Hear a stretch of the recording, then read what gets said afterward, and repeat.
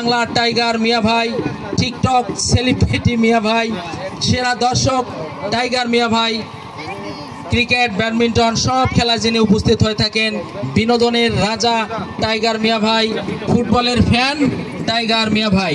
আচ্ছা টাইগার মিয়া ভাই, আপনার যে ড্রেস রয়েছে এই ড্রেসে একটি পতাকার সিম্বল আমরা লক্ষ্য করছি, এটি কোন দেশের পতাকা?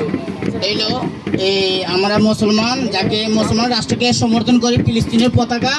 যে দেশে আমার এই পূর্বপুরুষ জন্ম হয়েছে, মানে আমাদের বাংলাদেশের জাতীয় পতাকা, লাল সবুজের পতাকা, এই দিয়ে পতাকা আমি প্রত্যেক মাঠে হাজার হাজার দর্শকে, আমি দেশি বিদেশি যারা সবাই দেখতে চাই, আমি বাংলাদেশের জাতীয় পতাকা নিয়ে আমি হাজার হাজার দর্শকের বিনোদন দিয়ে থাকি। আসসালামু আলাইকুম। আচ্ছা ধন্যবাদ টাইগার মিয়া ভাই। আপনার এই যে ড্রেস এবং বাংলাদেশের পতাকার সাথে ফিলিস্তিনের পতাকা, যেটি হচ্ছে সারা পৃথিবী ব্যাপী একটি বিষয়, কিন্তু আমরা যে মানবতা আজকে কিন্তু গুমরে কাটছে, যাদের জন্য সেই ফিলিস্তিনের নিরীহ মানুষদেরকে যেভাবে ইসরায়েল নামক যে একটা সন্ত্রাসী রাষ্ট্র, তারা যেভাবে নির্মমভাবে অত্যাচার করছে, নারী শিশু বৃদ্ধ বনিতা তাদেরকে অসহায়ভাবে তাদেরকে রাতের আধারে দিনে তাদেরকে নির্মমভাবে বোমা মেরে তাদেরকে মেরে ফেলা হচ্ছে, এবং তাদের যে গাজা নগরী সেটি কিন্তু ধ্বংস করে দেওয়া হচ্ছে।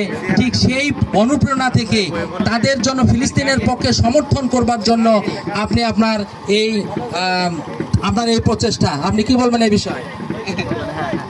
হ্যাঁ, আমি এই প্রচেষ্টায় আমি এটা ফিলিস্তিনের বাংলাদেশের পতাকা আমি ব্যবহার করে থাকি, এবং যাতে এই মুসলমান যত রাষ্ট্র আছে বিশ্বের মাঝে সবাইকে সমর্থন করে থাকি।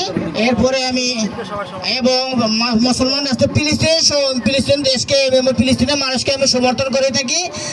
সাথে সাথে আমি ধন্যবাদ জানাই এই পাতারিয়া গ্রামের যে আয়োজন করেছেন আয়োজন কমিটিকে জানাই অসংখ্য অসংখ্য ধন্যবাদ ও অভিনন্দন। আমি ধন্যবাদ জানাই সিলেট বিভাগীয় সুনামগঞ্জ জেলার যিনি হাজার হাজার লক্ষ লক্ষ দর্শকের যিনি সেরা ধারাভাষ্যকার উপহার দিয়ে থাকেন, আমার বসরা, আমার সেরা ধারাভাষ্যকার সবাইকে জানাই আয়োজন কমিটির পক্ষ থেকে এবং পাতারিয়া গ্রামবাসীর পক্ষ থেকে সবাইকে জানাই অসংখ্য অসংখ্য ধন্যবাদ ও অভিনন্দন এবং স্বাগতম। আসসালামু আলাইকুম। ওয়ালাইকুম আসসালাম। ধন্যবাদ টাইগার মিয়া ভাই। আসলে টাইগার মিয়া ভাই একজন মজার মানুষ। এই সিলেট বিভাগের যেখানেই যখন খেলা অনুষ্ঠিত হয়ে থাকে তিনি সেখানেই সেই মাঠে খেলা দেখতে যান। তার যে সিম্বল বাংলাদেশের জাতীয় পশু অর্থাৎ শক্তির প্রতীক আমাদের টাইগার, রয়্যাল বেঙ্গল টাইগার, সেই টাইগার কিন্তু তার মাথার উপরে তিনি ওটাকে বেঁধে নিয়ে থাকেন। এবং আরও একটি বিষয়, তিনি একটি মেসেজ কিন্তু দিচ্ছেন পৃথিবীব্যাপী।